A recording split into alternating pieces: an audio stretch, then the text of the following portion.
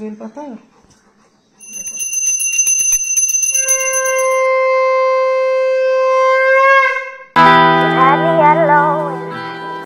Morning friend, তোমরা সবাই কেমন আছো? আশা করি খুব ভালো আছো, সুস্থ আছো। আমরাও ভালো আছি। দেবনাথ ফ্যামিলিতে তোমাদের আরেকবার স্বাগত। আজকে হচ্ছে শুক্রবার আর বাজে হচ্ছে 11:15। তো এখন থেকেই ব্লগটা শুরু করলাম আর ঠাকুর ঘর থেকেই শুরু করলাম। আজকে হচ্ছে নীল ষষ্ঠী। তা আমরা সব মায়েরাই তো এই ব্রতটা পালন করি। সব শিবরাত্রি তো সবই করি, শিবরাত্রি করি আর নীলের উপোসটা আমরা প্রত্যেক মারাই সন্তানের মঙ্গল কামনার জন্য এই ব্রতটা করি। তা আমি ঘরে যেভাবে পুজো দেবো সেটাই তোমাদের সাথে শেয়ার করবো। আর মন্দিরে যাব সন্ধ্যাবেলা বাতি ধরাতে দেবনাথের সাথে, সেটা সন্ধ্যাবেলা যাবো। আর এখন ঘরে যেভাবে পুজো দিই আমি নিত্য পুজো, তো সেইভাবেই বাবাকে পুজো করবো মনের ভক্তি থেকে, মন থেকে। সকালবেলা পুজো তো একবার হয়ে যায়, তোমরা জানোই 3বার পুজো দিই। আর এখন 12টা বাজলে আর কি বাবাকে দুধ টুধ সব রেডি করে রেখেছি। একটু বাজারে গেছিলাম জানো, দেবনাথ সবকিছু নিয়ে এসছে কালকেরে, ফুল টুল সবকিছু দেখছো, সব ঠাকুরকে সকালেই দেওয়া হয়ে গেছে। দেবনাথ এনে রেখেছে, শুধু ডাবটা নিয়ে আসেনি আর তোমার দই মিষ্টিটা নিয়ে আসেনি। দই মিষ্টি তো লাগবে, সেই জন্য আমি বেলায় গিয়ে ডাব আর দই মিষ্টিটা নিয়ে চলে এসেছি। এসে দেখো নতুন একটা নাইটি পরে নিয়েছি, নিয়ে এবার ঘরে পুজোটা দেবো, বাবাকে স্নান টান করাবো। বাবার সকালে ঘি মধু দেওয়া হয়ে গেছে, গঙ্গার জল দিয়ে স্নান হয়ে গেছে। এবার পঞ্চামৃত দিয়ে যেভাবে বাবাকে স্নান করায় সেইভাবেই করবো। আমি মনের ভক্তি দিয়েই পুজোটা করি আর সেটাই তোমাদের সাথে শেয়ার করি। চলো তোমরা দেখতে থাকো ব্লগটা। আজকে আশা করছি ভালোই লাগবে। দেখো আমার ঘরে সকালবেলা সব কিছু হয়ে গেছে। আর মার তো কালকে কাপড় ছাড়ি, নতুন কাপড় একটা পরিয়ে দিয়েছি, যেটা কিনে নিয়ে এসেছিলাম পয়লা বৈশাখের জন্য, সেটা একটা পরিয়ে দিয়েছি। কেন বৃহস্পতিবার ছাড়া ঠাকুরের তো মা লক্ষ্মীকে গায়ে হাত দিতে পারবো না চেঞ্জ করতে, সেই জন্য আমি কালকে বৃহস্পতিবারে পরিয়ে দিয়েছি। সব কিছু এখানে রেডি করে নিয়েছি, এবার সব গুছিয়ে নেবো। তা চলো তোমরা দেখতে থাকো আমি কি কি দিয়ে পুজোটা দিই।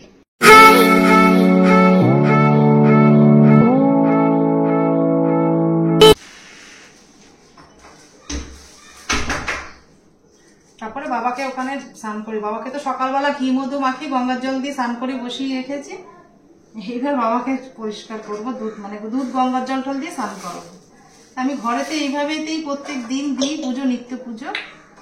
তো চলো সেইটাই তোমাদের সাথে শেয়ার করবো। দেখো থালাটা আমি সকালবেলা মেজে গুছিয়ে পরিষ্কার করে রেখেছি এই থালার মধ্যে। এবার সব ধুয়ে ধুয়ে যেগুলো বাবাকে দেব।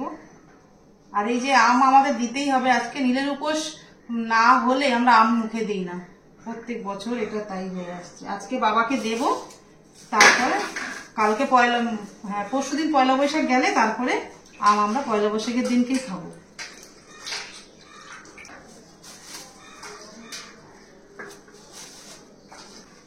দেখো 5 রকম ফল আমার দিয়ে রেডি করে নিলাম। আমি একটা ঘিয়ের প্রদীপ দেখো রেডি করে নিয়েছি, এটা আমি বাবার এখানেই জ্বালিয়ে দেবো। এর মধ্যে আছে পৈতে আর গাজা কলকে। 2টো আকন্দ ফুলের মালা নিয়ে নিয়েছি। একটা থালার মধ্যে আমি সবকিছু গুছিয়ে নেব। মালাটা আমার একদম রেডি করা হয়ে গেছে। এইবার পঞ্চামৃতটা তৈরি করে নেব। দেখো দুধটা নিয়ে নিয়েছি, এবার এর মধ্যে মধু দিয়ে দেবো একটু ঘি। বাবার মাথায় জল দিতে পারবে, ছেলে দেবে, সবাই দেবে। এটা থেকে রেডি করে দিলাম ওই জন্য ঘটিতে জলটা। এবার দেব একটু দই, দেব একটু শর্করা, এই দেখো একটু মিষ্টি দিয়ে দিলাম। তাহলে আমার পঞ্চামৃত এখানটা রেডি হয়ে গেল। এর মধ্যে একটু ডাবের জল দিয়ে ঘটিটা ভরে নেব।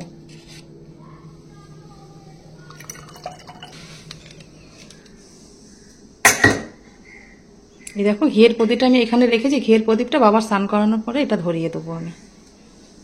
চলো ঠাকুর এক এক করে গুছিয়ে নিই। সবকিছু রেডি করে নিয়েছি, যে ফল প্রসাদগুলো দেবো ঠাকুরকে।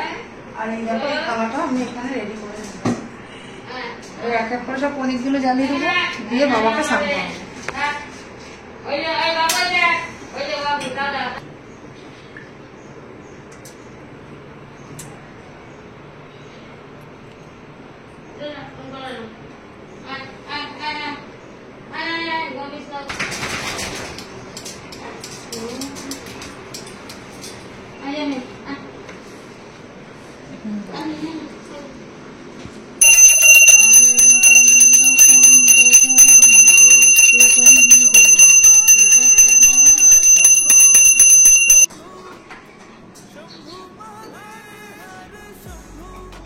বাবাকে পঞ্চামৃত দিয়ে স্নান করেছি, এবার গঙ্গার জল দিয়ে বাবা পরিষ্কার করে দেবো। পঞ্চবেল পাতা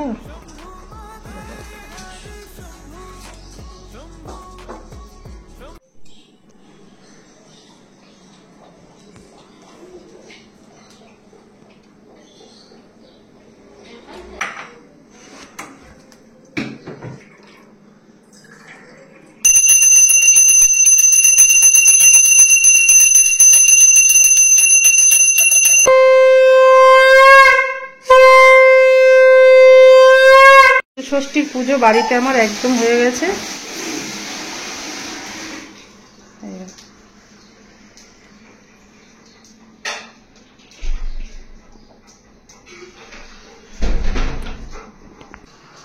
কোথায় চলে আসলে?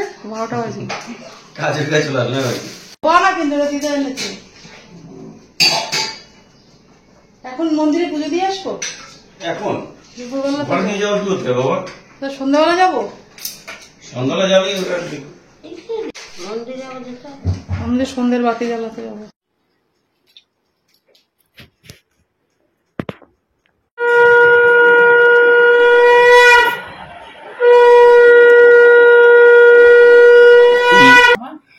আমি নিস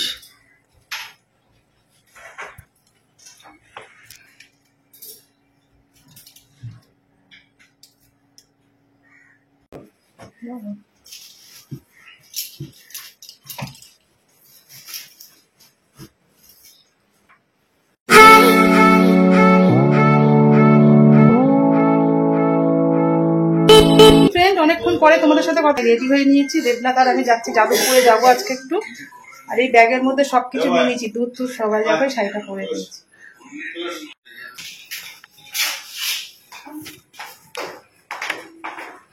বাতি কিনতে হবে, ফুল নিতে হবে, বুঝলে?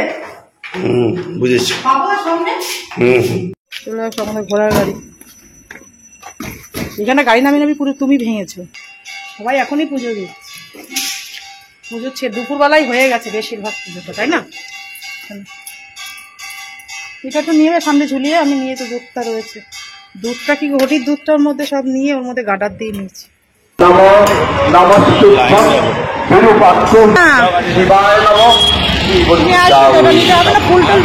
ফুলটা নিতে হবে তো। এখন তো ফুলে মালা দিন তো অল্প একটু আছে, ওইটা দিন। আর ইয়ে ধূপটা ফুল আর ধূপটা ফল ফুল নেই।